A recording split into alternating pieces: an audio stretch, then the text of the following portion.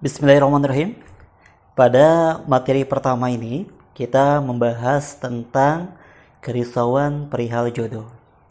Coba jujur jawab di sini siapa yang masih risau dengan masalah jodoh, yang masih bertanya-tanya siapa jodohnya, dan ada kekhawatiran-kekhawatiran yang bahkan berlebihan dalam kesehariannya ketika melihat jodoh.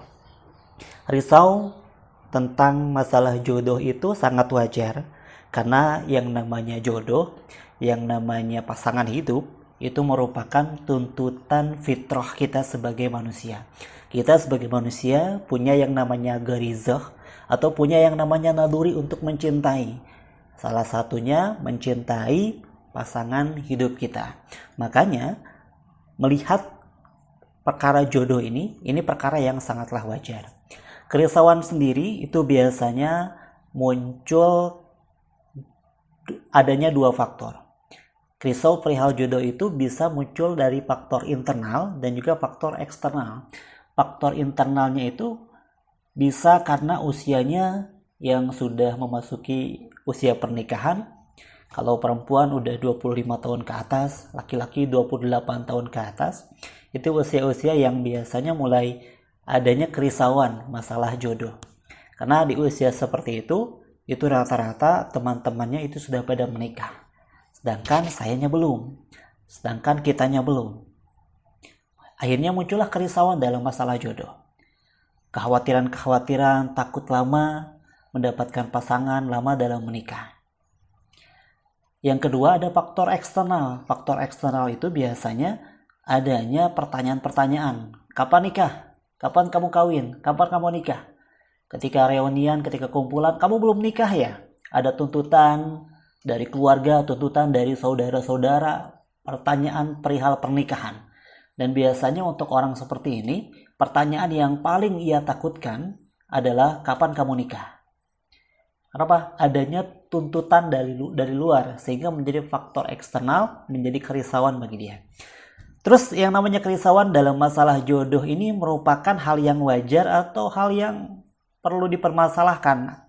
Ketika kerisauan itu masih sebatas hal yang sifatnya wajar, kerisauan yang sifatnya wajar tidak berdampak terhadap psikologis, terhadap kondisi diri, emosional diri, kondisi diri, itu merupakan hal yang wajar, hal yang biasa. Jodoh itu memiliki sifatnya yang unik. Kenapa? Jodoh itu tidak bisa kita tebak. Makanya disebutkan jodoh itu merupakan rahasianya rahasia. Kita tidak tahu siapa yang nanti akan menjadi jodoh kita. Karena apa? Karena Allah sudah merahasiakan. Allah merahasiakan, Allah menutup siapa yang akan menjadi jodoh kita kelak. Merupakan rahasia, bagian rahasia yang Allah tutupi. Jodoh itu sangat unik. Seringkali kita dikejar-kejar malah menjauh. Yang tidak sengaja malah mendekat. Kita ngejar-ngejar orang untuk kita jadikan sebagai suami atau istri, namun ternyata yang jadi malah yang tidak pernah kita kejar. Kita yang seakan sudah pasti dengan jodoh kita, bahkan berhubungan sudah lama, ada komunikasi yang sudah lama, ternyata malah ketika hendak mau menikah kita meragukan dia. Yang kita selalu impikan untuk berujung kepada pernikahan, tak pernah bersanding. Yang tidak pernah kita impikan malah bersanding.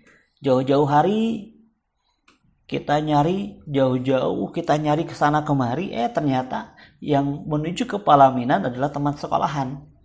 Yang menuju pelaminan adalah tetangga kita. Itu memang jodoh. Jodoh adalah rahasianya rahasia. Yang perlu kita perhatikan adalah kita melakukan semaksimal mungkin yang bisa kita lakukan dalam penantian jodoh.